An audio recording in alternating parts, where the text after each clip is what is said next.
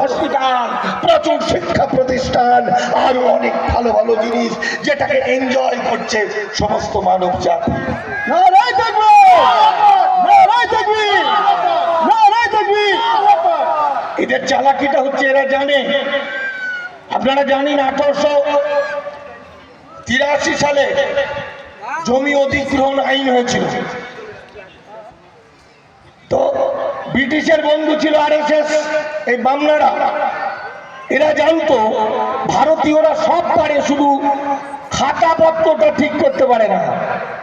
তাই তখন আইন করে দিয়েছিল, যাদের জমির দলিল আছে বা জমিদারের খাজনা পেপার আছে তারা জমির মালিক, আর যাদের নেই তারা মালিক নয়। সে সময় 10,000 আমার ভারতবর্ষের আদিবাসী জমি চিরকালের জন্য চলে গেছিল, এবং তারা আজকেও ভূমিহীন হয়ে গেছে।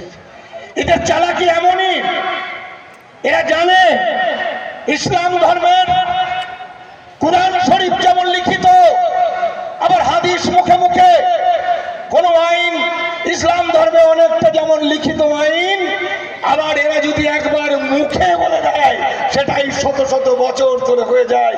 বিশ্বাস এবং ঈমানটাই হলো ইসলাম ধর্মের প্রধান।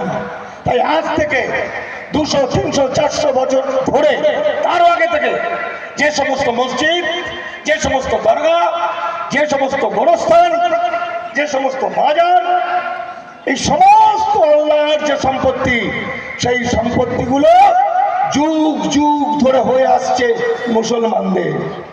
তাই তো এবার ওরা কায়দা করেছে, 6 মাসের মধ্যে যদি রেজিস্ট্রি না করে তাহলে ওটা গভর্নমেন্ট নিয়ে নেবে। কি বুঝলেন?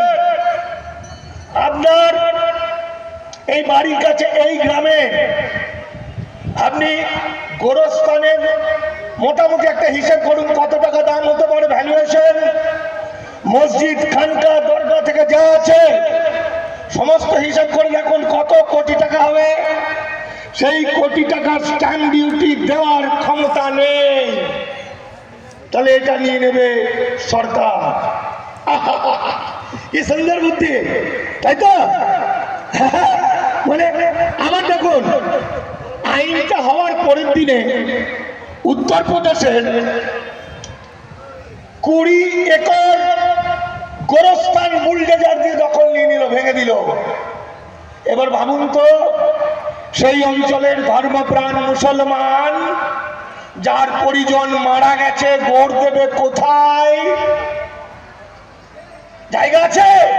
ওই যে বলেছেন, মুসলমানরা যদি হিন্দু সংস্কৃতিতে ফিরে না আসে, মুসলমানরা যদি দাড়ি না কাটে, টুপি না ছাড়ে, মুসলমানরা যদি কুৎসিত, এটা আমার ভাষা, কুৎসিত, ঘৃণ্য, মিথ্যাবাদী, সন্ত্রাসবাদী হিন্দু না হয়, তাহলে তাদেরকে হিটলার যেভাবে মেরেছে আমরাও মারব।